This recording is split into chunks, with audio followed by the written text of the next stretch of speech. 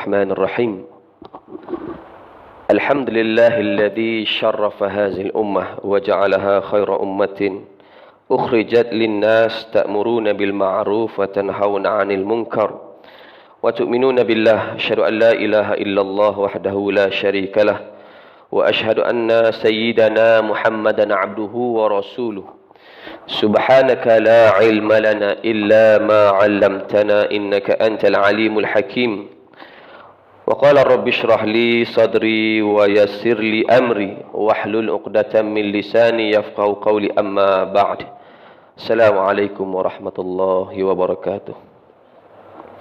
Alhamdulillah thumma alhamdulillah, segala puji dan syukur kita panjatkan kepada Allah Subhanahu wa taala di atas segala kurniaan dan pemberiannya. Maka kita masih lagi diberikan satu ruang dan peluang untuk terus hadir ke rumah Allah Subhanahu wa taala dalam rangka kita, tuan-tuan, untuk melakukan ibadah kepadanya. Dan mudah-mudahan, tuan-tuan, keberadaan kita di surau ini pada tengah hari ini moga-moga sentiasa mendapat kebaikan dan juga barakah daripada Allah Subhanahu wa taala.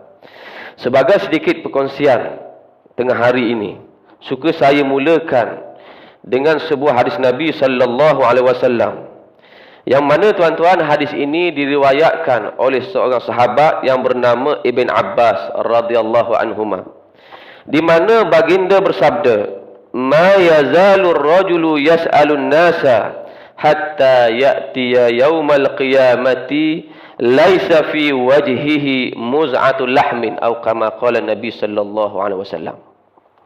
Hadis ni, tuan-tuan, diriwayatkan sebagaimana saya sebutkan tadi, diriwayatkan oleh seorang sahabat yang bernama Ibn Abbas. Ibn Abbas ni siapa? Ibn Abbas, nama sebenar dia, tuan-tuan, Abdullah bin Abbas. Abdullah bin Abbas maka digelar sebagai Ibn Abbas. Maksudnya anak lelaki kepada Abbas. Kalau ayah kita nama Muhammad, orang panggil kita Ibn Muhammad. Maknanya kita ni anak lelaki kepada Muhammad. Jadi Ibn Abbas sahabat kepada baginda Nabi dan juga sepupu. Sepupu kepada Nabi sallallahu alaihi wasallam. Dari segi umur tu, tuan-tuan, maka dia lebih muda sikitlah. Ketika dikatakan lahir 3 tahun sebelum berlakunya hijrah Nabi sallallahu alaihi wasallam ke Madinatul Munawwarah. Jadi Ibn Abbas ni dia salah seorang sahabat yang hebat. Sebab apa? Sebab dia ini salah seorang sahabat yang mendapat doa langsung daripada Nabi sallallahu alaihi wasallam. Doa yang Nabi titipkan kepadanya ketika mana dia waktu dia kecil, tuan-tuan, Nabi baca, "Allahumma faqihhu fid din wa 'allimhu ta'wil." Mana, ya Allah, fahamkanlah Ibn Abbas ini di dalam agama. Wa 'allimhu ta'wil, dan ajarilah kepada Ibn Abbas ilmu berkaitan dengan takwil. Apa maksud takwil? Para ulama mengatakan ilmu takwil ini merujuk kepada ilmu tafsir. Sebab itulah berkat doa Nabi sallallahu alaihi wasallam, tuan-tuan, Ibn Abbas menjadi tokoh yang sangat hebat di dalam ilmu tafsir. Kalau orang belajar bidang-bidang tafsir, tuan-tuan, apabila ia berjumpa dengan tafsir Ibn Abbas ini, maka kedudukan tafsir Ibn Abbas lebih tinggi berbanding daripada tafsir sahabat-sahabat yang lain. Jadi sebab dia dapat doa langsung. Doa inilah, tuan-tuan, boleh kita amalkan. Kita baca kepada mungkin anak cucu kita baca doa seumpama supaya Allah beri dia kefahaman yang luas di dalam agama Allah Subhanahu wa taala. Sidang hadirin yang dirahmati Allah, hadis yang telah saya bacakan tadi yang membawa maksud yang mana seseorang lelaki yang mana sentiasa meminta-minta kepada orang lain, maka pada hari kiamat kelak dia akan dibangkitkan oleh Allah Subhanahu wa taala dalam keadaan di wajahnya, tuan-tuan, tidak ada sedikit secebis pun daging di muka dia.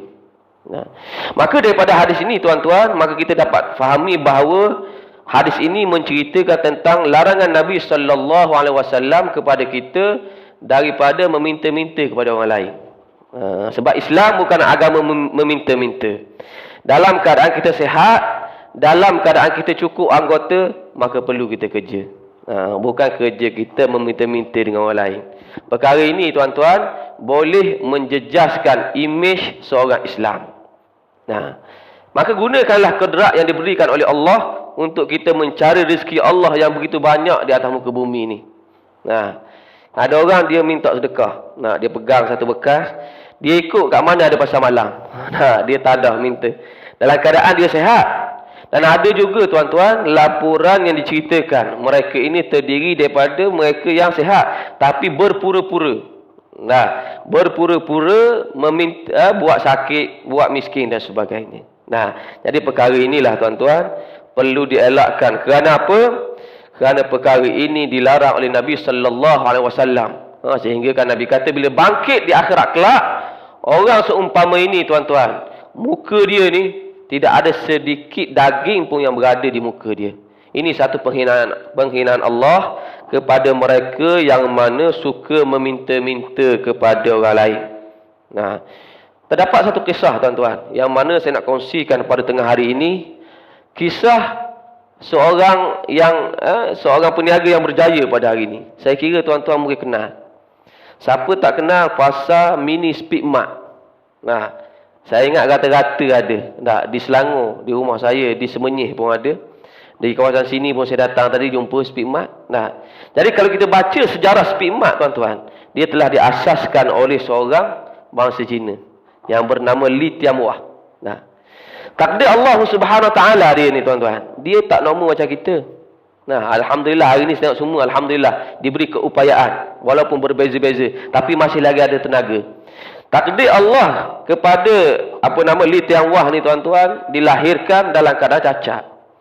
Kena penyakit polio yang menyebabkan dia lumpuh sepanjang hayat, berada atas kursi roda. Mula berniaga kecil-kecilan di tepi jalan. Ada modal sikit tuan-tuan, cuba buka kedai runcit dan sebagainya, dan akhirnya dia berjaya pada hari ini. Yang mana kalau kita tengok cawangan Speed Mart pada hari ini tuan-tuan, lebih daripada 1000 cawangan. 1000 cawangan, lebih daripada 1000 cawangan yang ada pada hari ini. Ini menunjukkan bahawa kecacatan yang mana dialami olehnya itu tidak sesekali menyebabkan dia ini putus asa, putus harap untuk berjaya di dalam bidang yang diceburi. Kalau dia atas kursi roda boleh berjaya tuan-tuan, apatah lagi kita yang sihat. Patut kita jauh lebih berjaya daripada orang-orang yang mana diuji oleh Allah Subhanahu Wa Taala dengan sifat kekurangan. Jadi inilah di antara satu contoh yang baik. Walaupun bukan Islam, kita boleh ambil apa yang baik daripada mereka. Kita boleh ambil apa yang positif daripada mereka. Untuk kita jadikan aspirasi, untuk kita jadikan satu motivasi kepada kita untuk lebih berjaya pada masa-masa akan datang. Sidang hadirin yang dirahmati Allah Subhanahu Wa Taala, maka sifat mengemis merupakan sesuatu sifat yang buruk, yang tidak produktif, yang tidak membawa kepada kemajuan. Sebab itulah kalau kita tengok tuan-tuan, negara-negara maju ni, apa yang nak sebut sini, kebanyakannya negara maju ini tak ramai di kalangan negara tersebut terdirinya daripada pengemis. Negara-negara maju kurang, bukan tak ada, kurang dari sudut kadar. Kita pergi negara Australia sebagai contoh, tak ramai lah. Mungkin ada, tapi bukan dalam bilangan terkawal. Maka kalau nak jadi negara maju tuan-tuan, nak jadi negara yang bertamadun, mesti elemen-elemen ini perlu kita basmi di dalam masyarakat kita. Mungkin nak basmi secara total itu suatu kesulitan, tetapi langkah pengurangan itu perlu dilakukan. Kita ada hari ini Islam, kita ada sistem zakat.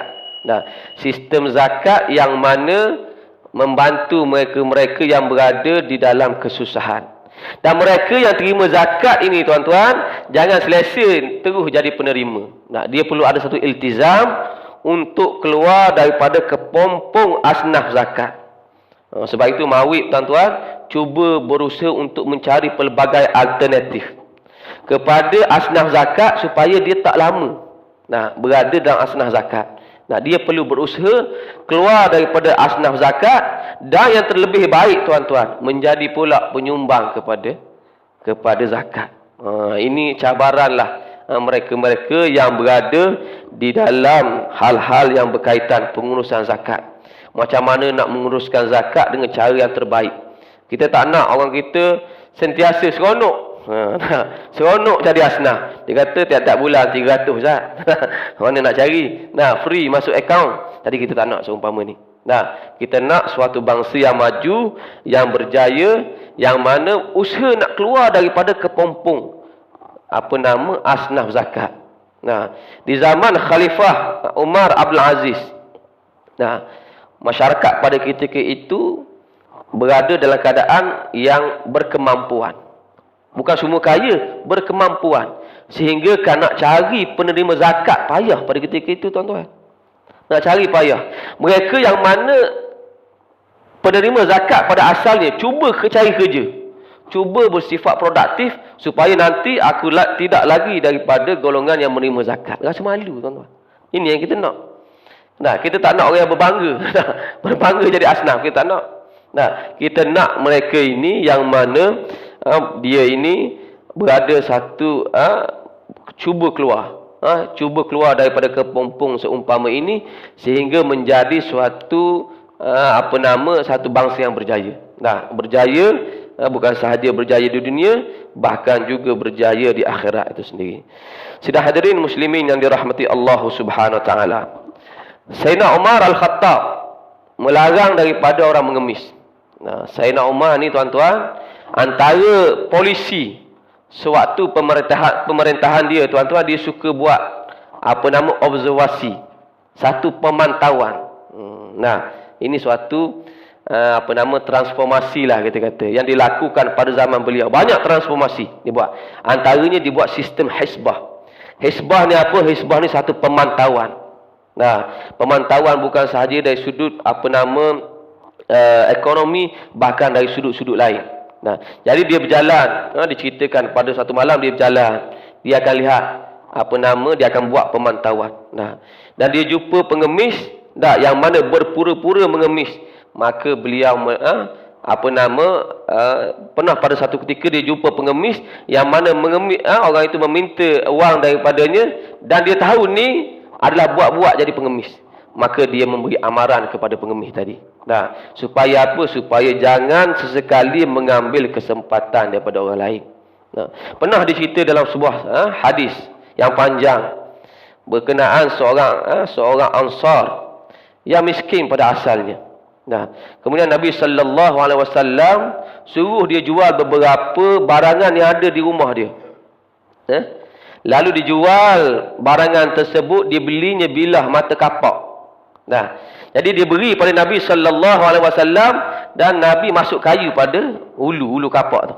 Masuk kepada bilah mata kapak tadi.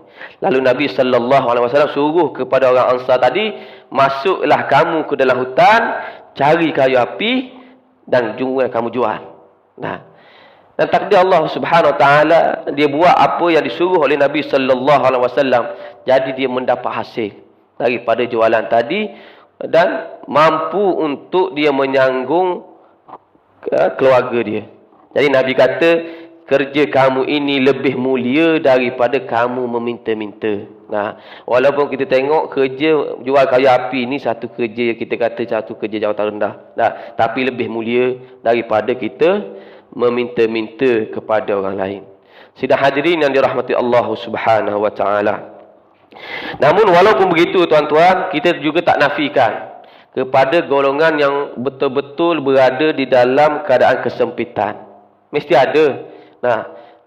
Kita berada dalam sesebuah negara, akan ada yang benar-benar miskin yang memerlukan. Maka orang yang benar-benar berada dalam kesempitan, maka harus dia meminta bantuan. Ini benar-benar miskin lah, bukan buat-buat miskin. Yang kita bimbang pada hari ini yang buat-buat miskin. Kadang-kadang yang guna kanak-kanak yang masih bawah umur ni kutik duit.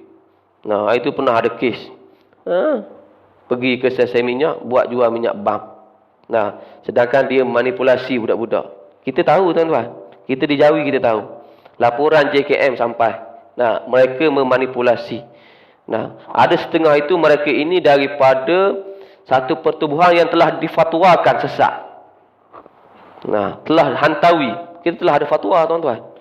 Kesesatan pertubuhan ni. Nah, jadi yang menggunakan budak-budak tuan-tuan. Nah, jual barang minyak bang. Bila kita tanya datang daripada mana? Datang daripada Yang Kedah. Oh, jauh tuan-tuan. Kalau melewati boleh kita cek. Nah, jadi dia guna budak-budak. Nah, jadi bila pada waktu petang ada orang akan datang ambil. Nah, diambilnya segala sumbangan-sumbangan orang tadi. Nah, dia buat jual barang. Dia kata, tuan, kalau tak nak beli barang, boleh beri sedekah. Nah, jadi modus operandi dia sebenar, tuan-tuan. Mereka ini cuba memungut wang daripada orang awam dengan menggunakan kanak-kanak di bawah umur. Ini satu perbuatan bukan saja salah dari segi syarak, bahkan salah dari segi undang-undang. Memanipulasi ke atas kanak-kanak di bawah umur. Boleh cas. Nah, boleh dikenakan tindakan apabila sabit sesuatu kesalahan tadi. Nah, jadi inilah yang mana perkara-perkara yang bersangkutan dengan masyarakat kita pada hari ini. Nah, cuba mengambil kesempatan di atas kelemahan orang lain. Jadi hukum kita meminta bantuan ketika mana kita benar-benar memerlukan, ia sesuatu yang diharuskan oleh syarak. Kita buat pinjaman. Nah, pinjaman kerana kita memerlukan, maka ia sesuatu yang diharuskan oleh syarak. Kita bekerja, nak pergi kerja memerlukan kepada kenderaan. Nah, memerlukan kepada kereta, motosikal dan sebagainya. Nak beli cash tak mampu kerana harga agak tinggi, maka di sini boleh kita buat pinjaman.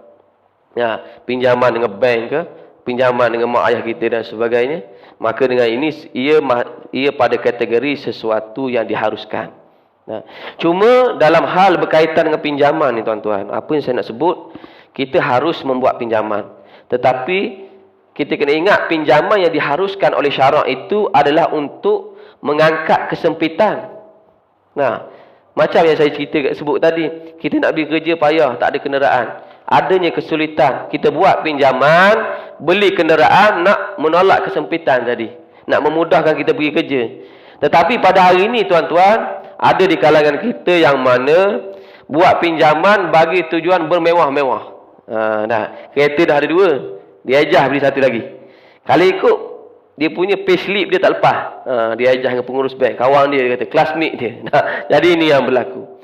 Jadi bila hal ini berlaku tuan-tuan, jadi pinjaman yang kita buat itu, saya taklah kata haram, tetapi tidak memenuhi maqasidus syariah. Sebab maqasid syariah nak mengangkat kesempitan. Tetapi kita membuat bagi tujuan bermewah-mewah, nak berbangga dan sebagainya. Nah, maka ini cara tak betul. Nah, cara yang tidak betul, yang mana tidak bertepatan dengan maqasidus syariah itu sendiri.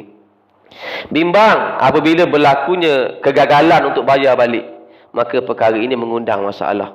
Ada laporan yang pernah disebut di Mawib, tuan-tuan.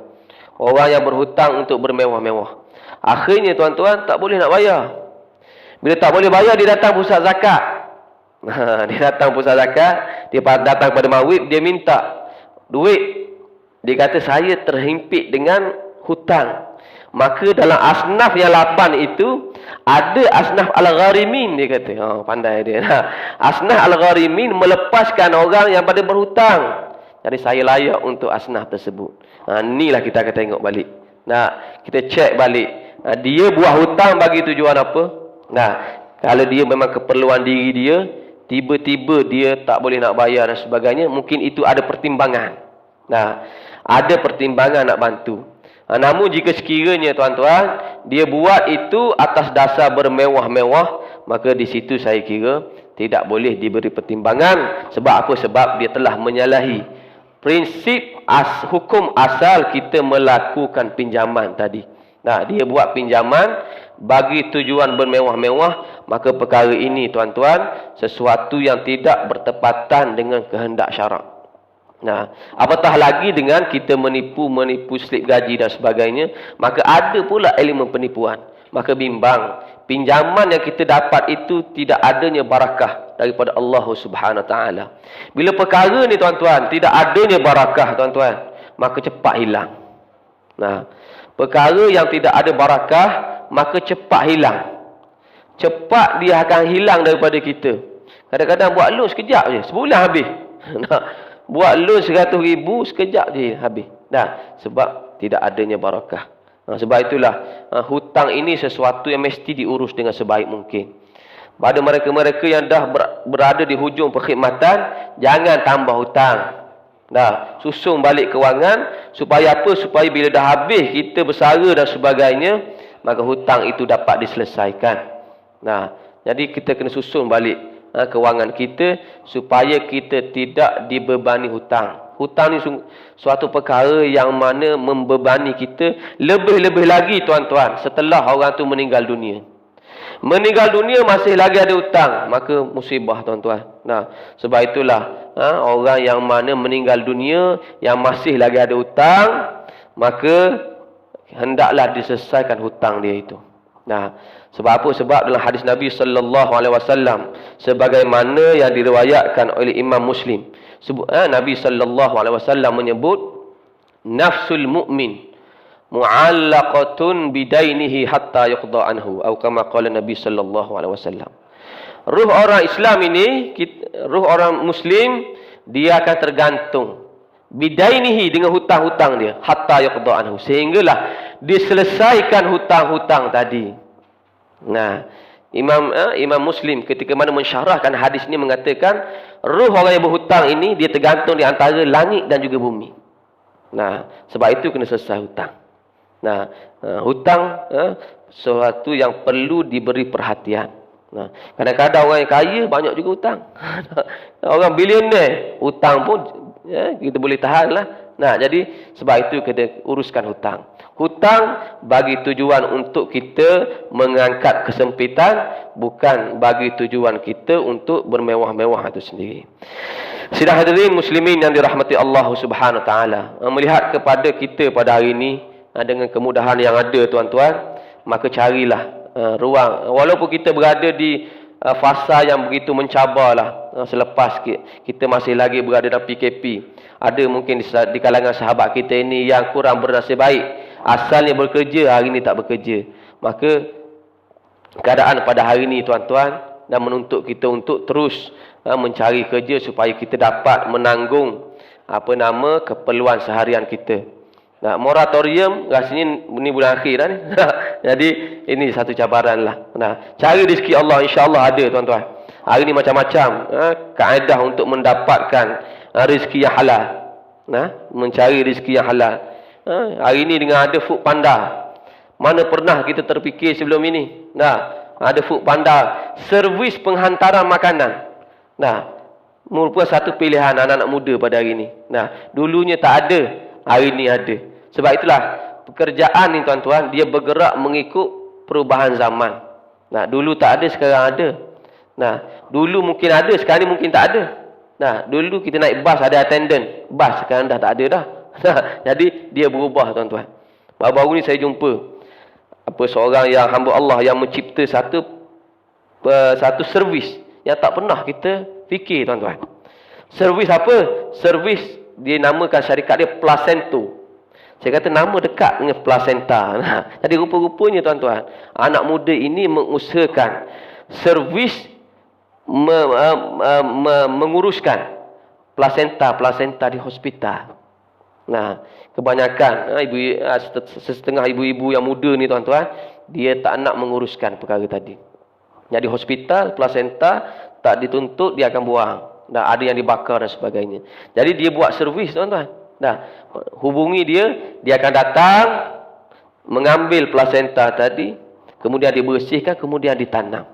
Dia ambil gambar, dia hantar kepada pemilik tadi. Mana kerja telah selesai. Dapat pendapatan tuan-tuan. Sehingga boleh menubuhkan syarikat. Nah, dan hari ini tuan-tuan dia kata dia mendapat permintaan yang cukup banyak daripada Singapura. Singapura di tanah tak ada tuan-tuan. Nah, dia buat khidmat seumpama ini. Tengok. Nah, ini suatu perkara pada saya yang cukup baik. Mereka yang boleh ada kreativiti untuk mewujudkan suatu khidmat yang boleh menguntungkan. Bukan sahaja kepada dia, bahkan boleh memberikan kebaikan kepada orang Islam secara keseluruhannya. Maka inilah pada saya perkara-perkara seumpama ini boleh kita usahakan. Perlu kita lebih kreatif sedikit dengan menggunakan hari ini aplikasi macam-macam ada.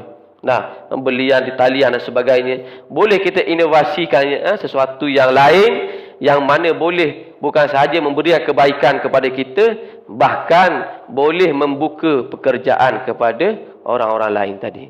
Sidang hadirin muslimin yang dirahmati Allah Subhanahu Wa Taala, saya kira sekadar itulah dulu sedikit perkongsian daripada saya untuk tengah hari ini. Moga-moga sedikit perbincangan, perkongsian adanya kebaikan untuk kita semua. Aku liqauli hadza wa astaghfirullahal azim li wa lakum.